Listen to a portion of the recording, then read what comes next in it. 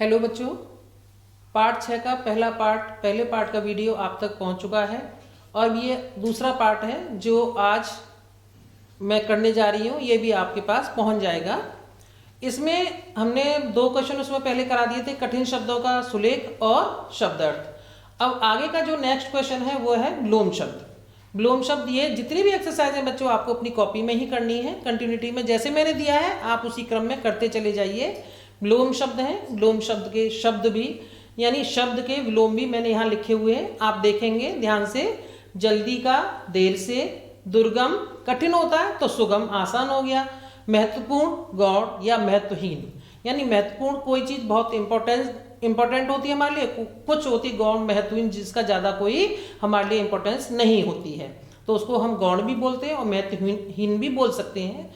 शुरुआत और अंत, स्वस्थ अस्वस्थ, अ उपसर्ग लगा दिया इसमें, असर बेअसर, बे उपसर्ग लगा दिया, खास का आम, एक होता है खास वीआईपी कोटे वाले खास और एक होता है आम नागरिक हम, पूरा अधूरा, सस्ता महंगा, होनी अनहोनी, एक होता है होनी जो होनी हमें निश्चित पता है होनी है, और एक होता है अनहोनी कि अचानक कोई घटना घटित हो जाती है उसको हम अनहोनी बोलते हैं। तो इसमें भी उपसर्ग लगा के हमने किया है और पूरा में भी अ उपसर्ग लगा के अधूरा उसको हमने किया है।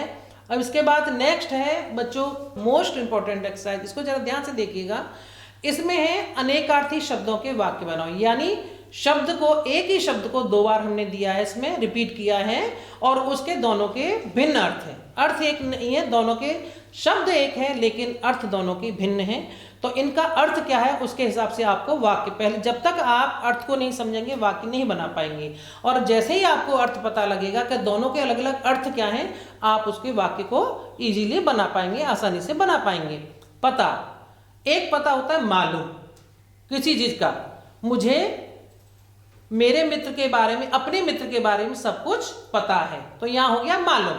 एक होता है पता एड्रेस, यानी मुझे अपने मामा जी के घर का पता मालूम है, पता यहां पर मालूम भी आ गया और एड्रेस भी आ गया, दोनों शब्दों को हमने मिला दिया, यानी पता मीन्स एड्रेस और पता मीन्स मालूम, दोनों के अलग अलग वाक्य बनाएंगे आप लोग।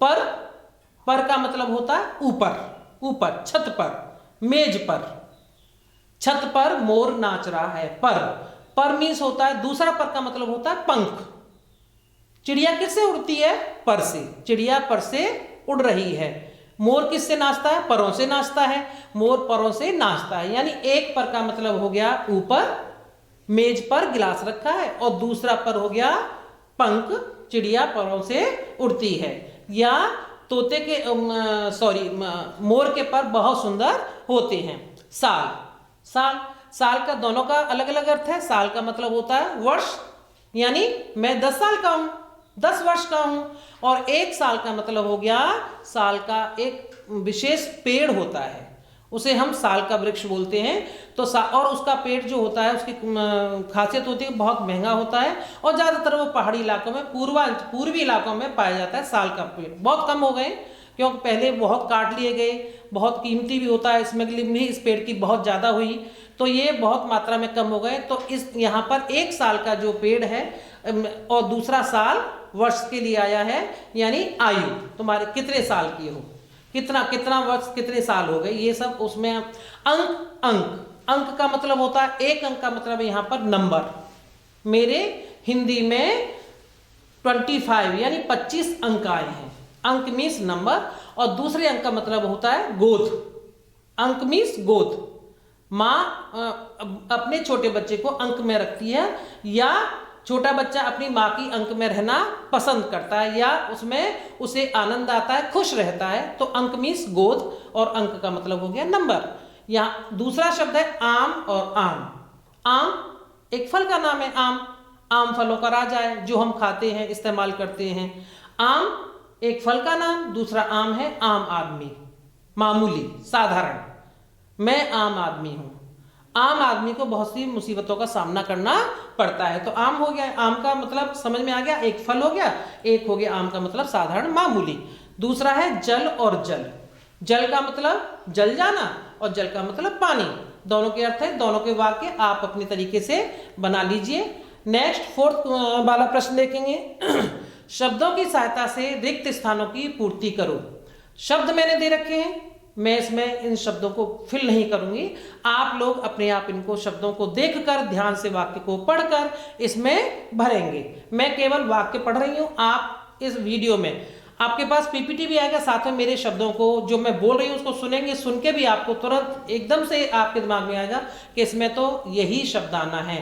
पैदल ही आम आदमी तक चिट्ठी पहुंचाते थे। कौन पहुंचाते थे समझ जाइए आप। ऊपर से शब्द देखिए, नीचे भरिए। बहुत पुराने समय में द्वारा संदेश भेजे जाते थे। कैसे भेजे जाते थे? ऊपर से शब्द लेंगे, इसमें भर देंगे। शहर के नाम के बाद लिखे अंक को कहते हैं, क्या कहते हैं? वो शब्द दे रखा है, शहर के बाद लिखा जाता है वो एकदम लास्ट में, क्या कहते हैं वो इसमें से देखकर भर दीजिए। जम्मू कश्मीर के में पदम में हरकारी डाक पहुंचाते हैं। कौन सा खंड है? वो एक खंड है जहां पर आज भी डाकियों द्वारा पहुंचाई जाती है। 5th नंबर का है, पत्र में लिखे पते में सबसे छोटी इकाई से शुरू करके बड़े की कौन सी इकाई होती है, वो शब्द भी ऊपर दे रखा है। शब्द को देखिए और ध्यान से इन शब्दों को अपने आप कॉपी में करिए। हाँ, अगर कोई प्रॉब्लम आती है तो आप मुझे मैसेज डालकर पूछ सकते हैं, मैं उसे बता दूंगी। ठीक है, नेक्स्ट देखिए। अब 5वां प्रश्न है, शब्दों को शुद्ध करो। शब्द इसमें दे रखे, सारे शब्द अशुद्ध हैं। आप पढ़ेंगे आपको पता लग जाएगा, जितने भी शब्द दे रखे अशुद्ध हैं। आप इन शब्दों को अपने पाठ में से देखकर, पाठ क्यों, अच्छा 2 बार हो गया ये, हमने अशुद्ध भी शब्द दे दिए, आपको सुलेख करने के लिए दिया। सुलेख में आपने इन शब्दों को लिखा होगा, वहां जब लिखा होगा तो आपकी प्रैक्टिस भी बहुत अच्छी होगी। वहां से आप शब्दों को देखकर और इन शब्दों को आप शुद्ध करेंगे।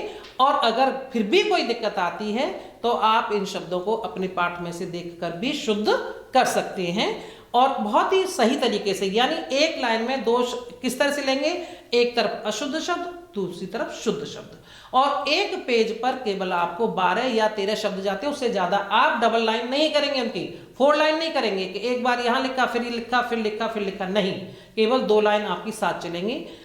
जो निर्भर शब्द लिखा है एक वो और उसका शुद्ध शब्द, और नहीं तो अगर पूरे पेज पर नहीं आ पाते आप नेक्स्ट पेज पर उसको ले जाइए, लेकिन क्रम यही रहना चाहिए। काम करने का तरीका जो पहले करते थे उसी तरह से करना है।